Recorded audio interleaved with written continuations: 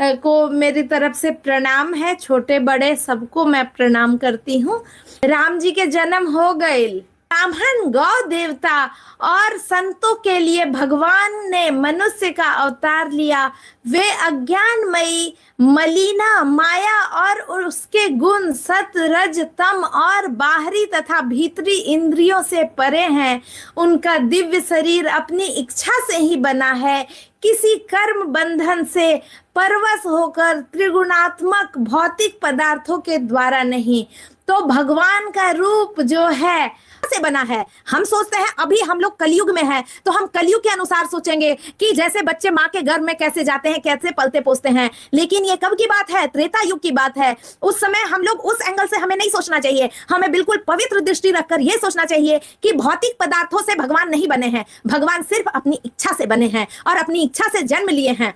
तो बच्चे के रोने की बहुत ही प्यारी ध्वनि सुनकर सब रानियां उतावली होकर दौड़ी चली आई। दासियां हर्षित होकर जहां तहां दौड़ी। सारे पुरवासी आनंद में मग्न हो गए। अब आपको लगेगा कि रानियां कैसे दौड़ी चली आई। अब आप लोग सोचेंगे रानियां दौड़ी चली आई, अभी तो उनका प्रसव नहीं। ऐसे हमको नहीं सोचना है, कलयुग की तरह नहीं सोचना है। भगवान बस प्रकट हुए, है ना, इस तरीके से सोचना है। हमारा अधम जो शरीर है उसकी तरह से हमको सोचना है। एकदम परम पवित्रता का ध्यान रखना है मन में कि भगवान ने प्रकट होकर अपनी माया, अपनी लीला का शुरुआत किया। रानियां वैसी ही सील की धनी एकदम सुंदर शोभायमान हो रही हैं। आज के कलयुग की तरह नहीं सोचना है हमें। कलयुग की परिस्थिति, जन्म और प्रसव, ये सब कुछ भी मन में धारण मत कीजिएगा आप लोग।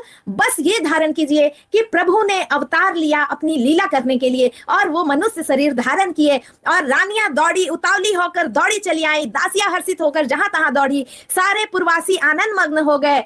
राजा दशरथ जी का पुत्र का जन्म कानों से सुनकर मानो ब्रह्मानंद में समा गए। वो ब्रह्मा जी के आनंद में समा गए। कौन? राजा दशरथ जी। और मन में अतिशय प्रेम है। शरीर पुलकित हो गया, आनंद में अधीर हुई। बुद्धि को धीरज देकर और प्रेम में शिथिल हुए शरीर को संभाल कर वे उठना चाहते हैं। पुत्र का जन्म उन्होंने सुना कि पुत्र का जन्म हुआ, अपने कानों से सुना और वो ब्रह्मानंद में समा गए। ब्रह्मा जी से जो आनंद, जय श्री राम मुन्ना सिंह जी, जय श्री राम।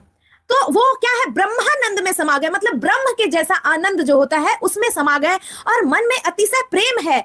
भगवान दशरथ जी सोचिए कि हजारों वर्ष की उन्होंने पूर्व जन्म में तपस्या की और भगवान को मांगा पुत्र रूप में, और इस जन्म में वो मतलब वृद्धा अवस्था को पहुंचने वाले थे, तब उनके पुत्र की प्राप्ति हुई। और जब उन्होंने पुत्र का जन्म कानों से सुनकर मानो ब्रह्मानंद में समा गए। मन में अतिशय प्रेम है और राजा दशरथ के मन में अतिशय प्रेम है, बहुत प्रेम है। शरीर पुलकित हो गया, एकदम शरीर मतलब एक्साइटमेंट से वो भर गए हैं। शरीर पुलकित हो गया, आनंद में अधीर हो गया। मतलब जो चक्रवर्ती सम्राट राजा दशरथ है वो आनंद में अधीर हो गए। यानी कि वो धीर मतलब क्या होता है? धैर्य, पेशेंस। अधीर मतलब पेशेंस, इम्पेशेंट हो गए। उनका पेशेंस उनसे नहीं रहा, वो पेशेंस नहीं रख पाए। बुद्धि को धीरज देकर अपनी बुद्धि को कैसे भी पेशेंस दिया, धीरज दिया, समझाया और प्रेम में शिथिल हुए शरीर को संभालकर। प्रेम में क्या? शरीर शिथिल हो जाना, यानी कि एकदम शरीर, कभी कभी होता है ना कि हम अपने काबू में नहीं रहते हैं, अपने कंट्रोल में नहीं रहते हैं। शरीर शिथिल, एकदम ऐसे शरीर देह छोड़ देना हम लोग बोलते हैं उसको, देह एकदम शरीर नहीं हिल पा रहा है। तो उसमें प्रेम में वो ऐसी स्थिति हो गई। तो प्रेम में शिथिल हुए शरीर को संभाल कर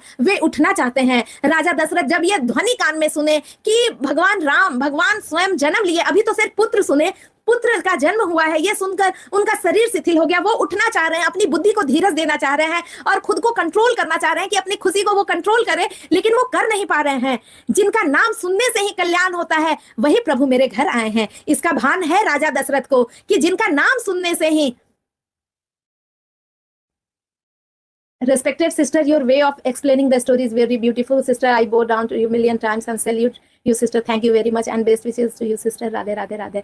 दिनेश शर्मा जी, दिनेश भैया ji, thank you thank you thank you. दिल से आभारी हूँ आपकी, आपके इतने प्यारे कमेंट के लिए। इतना प्यारा आपने लिखा और आप सबसे मेरा नम्र निवेदन है कि मेरा कोई इसमें स्वार्थ नहीं है। यूट्यूब चैनल चलाना अलग बात है, लेकिन मेरा एक स्वार्थ है कि मेरे आज की पीढ़ी, मेरे बच्चे, वो लोग अपने धर्म ग्रंथों से परिचित हों, अपने धर्म ग्रंथों को सुने, धर्म ग्रंथों से अवगत हों। बस यही मेरी कोशिश है और इसके लिए मैं रोज सुबह 9 बजे आऊंगी। कभी कभी 5-10 मिनट लेट हो जाता है क्योंकि घर का सारा, हम लोग सामान्य हाउसवाइफ हैं, तो हम लोग घर के सारे काम करके नाश्ता पीना सब कुछ बनाकर नहा धो के शुद्धता पवित्रता से पूजा रूम में आके फिर ये पाठ चालू करते हैं। तो कभी कभी आपको 5 मिनट लेट हो सकता है 9 बजे, लेकिन 9:15 में डेफिनेटली मैं आप लोगों को मिल ही जाऊंगी। और मैं ये रोज पढ़ूंगी, अभी 4 महीने लगेगा रामचरितमानस कंप्लीट होने में, मैं रोज पढ़ूंगी। और आप लोग इसको 1.5x की स्पीड में करके और डेफिनेटली अपने घर में सुबह शाम बजाइए और आपको बहुत अच्छा लगेगा। थैंक यू भैया, धन्यवाद दिनेश शर्मा जी, बहुत बहुत धन्यवाद। और इतने इतने सारे आशीर्वाद और सराहना और प्रोत्साहन के लिए मैं बहुत बहुत आभारी हूँ आप सबकी। बहुत जितने लोग यहाँ लाइव हैं, जितने लोग मुझे सपोर्ट कर रहे हैं, सुन रहे हैं, सबकी मैं आभारी हूँ। मेरा बहुत छोटा सा यूट्यूब चैनल है, उस पर कोई बहुत बड़ा कुछ भी नहीं है, लेकिन फिर भी डेली सब लोग आ रहे हैं, ये मेरे लिए बहुत बड़ी बात है। और ये मुझे ये बताता है कि आप लोग सब मेरे इस मुहिम में साथ हैं। अपने बच्चों को, इसीलिए मैं हिंदी में पढ़ रही हूँ, मेरे ट्यूशन क्लास में भी बच्चे हैं, उनको भी समझना है, इसलिए मैं हिंदी में पढ़ती हूँ कि वो बच्चे, सारे बच्चे इस चीज से अवगत हों और घर सारे बच्चे संस्कारी बने, राष्ट्रभक्त बने, देशभक्त बने, माता पिता के अनुयायी बने, माता पिता गुरुजनों का आदर करे, यही संस्कार हम लोगों को देना है। बहुत बहुत धन्यवाद भैया। तो जिनका नाम सुनने से ही कल्याण होता है, वही प्रभु मेरे घर आए हैं, यह सोचकर राजा का मन परम आनंद से पूर्ण हो गया और राजा परम आनंद में डूब गए। और उन्होंने बाजे वालों को बुलाकर कहा कि बाजा बजाओ। ऑफ कोर्स यहाँ पे जब भगवान का जन्म हुआ है, चक्रवर्ती सम्राट के घर में, राजा के घर में जब पुत्र का जन्म हुआ है, तो बाजा बजेगा ही। गुरु वशिष्ठ जी के पास बुलावा गया, वे ब्राह्मणों के साथ लिए राज द्वार पर आए। उन्होंने जाकर अनुपम बालक को देखा, जो रूप की राशि हैं और जिसके गुण कहने से समाप्त नहीं होते। तो थैंक यू भैया, सबको सबको आभार। तो यहाँ पर जो है गुरु वो उन्होंने जाकर अनुपम बालक को देखा, जो रूप की राशि हैं और जिनके गुण कहने से समाप्त नहीं होते। तो यहाँ पर क्या है, भगवान राम के बाल रूप को जाकर मुनि वशिष्ठ जी, गुरु वशिष्ठ जी देखते हैं। और फिर राजा के नांदी मुख श्राद्ध करके सब जातकर्म संस्कार आदि किए और ब्राह्मणों को सोना, गौ, वस्त्र और मणियों का दान किया। यहाँ पर क्या है, ये जो भगवान जो जो मतलब एक होता है ना, गुरु ने जो जो आदेश किया वो सारे चीजों का राजा ने पालन किया और जो पहला संस्कार होना चाहिए वो संस्कार किया।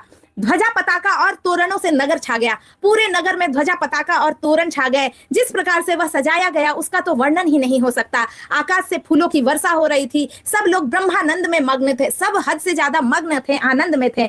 स्त्रियां झुंड की झुंड मिलकर चली, स्वाभाविक श्रृंगार किए ही वे उठ दौड़ी, जैसे थी स्वाभाविक श्रृंगार, यानी कि जैसे घर में थी वैसे ही दौड़ पड़ी। वो लोग कुछ अलग से नहीं की। एक होता है ना, राजा के द्वार जा रहे हैं, राजकुमार का जन्म हुआ है, उनके दर्शन करने जा रहे हैं, तो क्या होता है कि थोड़ा बन ठन के जाओ, लेकिन नहीं, स्त्रियां स्वाभाविक श्रृंगार किए ही वे उठ दौड़ी, सोने के कलश लेकर और थालों में मंगल द्रव्य भरकर गाती हुई राजद्वार में प्रवेश की। लेकिन सोने का कलश लिया उन लोगों ने और थालों में मंगल द्रव्य, मंगल और राजद्वार में प्रवेश करती हैं। वे आरती करके निछावर करती हैं और बार बार बच्चे के चरणों पर गिरती हैं। मागध, सूत, वंदीजन और गवैये रघुकुल के स्वामी के पवित्र गुणों का गान करते हैं और वो आरती करती हैं और बच्चे के चरणों में बार बार, बच्चा कौन, भगवान श्री राम, उनके चरणों पर बार बार गिरती हैं और मागध, सूत, वंदीजन और गवैये रघुकुल के स्वामी के पवित्र गुणों का गान करते हैं। तो वहां जो जो थे वो सब उनके गुणों का गान करते हैं और राजा ने सब किसी को भरपूर दान दिया। तो राजा क्या किए, राजा प्रसन्न है, इतने प्रसन्न है, उन्होंने सबको भरपूर दान दिया। जिसने पाया उसने भी नहीं रखा, वो भी लुटा दिया। दान ऐसा हुआ कि राजा ने दान किए, दान मान लो कि हमें दान मिला तो हम क्या उसको समेट के बांध के रख लेंगे, लेकिन जिसने पाया उसने भी नहीं रखा, उसने भी लुटा दिया, उसको भी जो मिला उसको उसने लुटा दिया। मतलब किसी को यहाँ पाने की नहीं पड़ी थी, सबको लुटाने की पड़ी थी। तो नगर की सभी गलियों के बीच बीच में कस्तूरी, चंदन और केसर की कीच मची थी। कीच मतलब कीचड़। तो सोचिए कि नगर की सभी गलियों में कस्तूरी जो सबसे महंगा होता है, चंदन जो सबसे महंगा होता है और केसर कितना महंगा है, इनकी कीच मची थी। लेकिन ये गलियों में पूरा कीचड़ की तरफ भरे थे। सोचिए खुशबू क्या होगी उस नगर की। तो गलियों के बीच बीच में कस्तूरी, चंदन और केसर की कीच मची थी। घर घर मंगल में बधावा बजने लगा, क्योंकि शोभा के मूल भगवान प्रकट हुए हैं। अब यहाँ केवल राजा के घर नहीं बधावा बज रहा है, सबके घर बधाई बज रहा है, क्योंकि सब आनंद मग्न हो गए। तो घर घर मंगल में बधावा बजने लगा, क्योंकि शोभा के मूल भगवान प्रकट हुए हैं। नगर के स्त्री पुरुषों के झुंड जहां तहां आनंद मग्न हो रहे हैं। जो जहां है वही वो आनंद में है। कैकेयी और सुमित्रा, इन दोनों ने भी सुंदर पुत्रों को जन्म दिया। आप लोगों सबसे अनुरोध है कि कमेंट बॉक्स में जय श्री राम और दो डबल टैप करके लाइक जरूर कीजिए, ताकि ये यूट्यूब का इंप्रेशन बाकी सब लोगों तक जाए और ज्यादा से ज्यादा लोग यहाँ भगवान के चरित्र वर्णन को रोज सुने। तो यहाँ पर कैकेयी और सुमित्रा, इन दोनों ने भी सुंदर सुंदर पुत्रों को जन्म दिया। उस मुख, सुख, संपत्ति, समय और समाज का वर्णन सरस्वती और सर्पों के राजा शेष जी भी नहीं कर सकते हैं। तो यहाँ पर जो स्थिति बनी है, जब भगवान राम और भरत जी, लक्ष्मण जी और शत्रुघ्न जी का जन्म हुआ है, उस सुख का, उस समय जो संपत्ति छाई हुई है, वो जो समय है और जो समाज का वर्णन है, वो माता सरस्वती भी उसको नहीं कर सकते हैं, और सर्पों के राजा शेष नाग जी भी उसको करने में असमर्थ हैं। वैसा ये अवसर था, इतना सुंदर वो समय था कि सब लोग मंत्रमुग्ध हो गए। किसी के पास उसके लिए वर्णन के लिए शब्द कम पड़ रहे थे। अवधपुरी इस प्रकार सुशोभित हो रही है मानो रात्रि प्रभु से मिलने आई हो, और सूर्य को देखकर मानो मन में सकुचा गई हो, फिर भी मन में विचार कर वह मानो संध्या बनकर कह रही हो और कहकर रह गई हो। अगर कि धूप का बहुत सा धुआं मानो संध्या का अंधकार है, तो जो अबीर उड़ रहा है वह उसकी ललाई है। यहाँ पर क्या है, धूप का बहुत सा धुआं मानो संध्या का अंधकार है, तो अबीर जो उड़ा रहा है उसकी ललाई है। शाम के समय में जो लालिमा है, महलों में जो मणियों के समूह हैं, वे मानो तारागण हैं। जो महलों में मणि, जो अबीर उड़ रहा है उसकी ललाई मानो महलों के मणियों के समूह, वो मानो तारागण है। तो मणि के जो समूह है वो सब क्या है, तारागण है। राजमहल का जो कलश है वही मानो श्रेष्ठ चंद्रमा है, और राजमहल में जो कलश है वो क्या है, चंद्रमा की तरह चमक रहा है। और राजभवन में जो अति कोमल वाणी से वेद ध्वनि हो रही है, वह मानो समय से समय अनुकूल सनी हुई पक्षियों की चहचहाहट है। और यह कौतुक देखकर सूर्य भी अपनी चाल भूल गए हैं। अब क्या हुआ, यहाँ पर देखिए, मास दिवस कर दिवस भा, मरम न जाने कोई, रथ समेत रवि थाके निशा कवन विधि होई। अब यहाँ पे क्या हुआ, 1 महीने तक दिन रहा। बच्चों, आप लोगों को पता है, 1 महीने तक सूर्य भगवान हटे ही नहीं।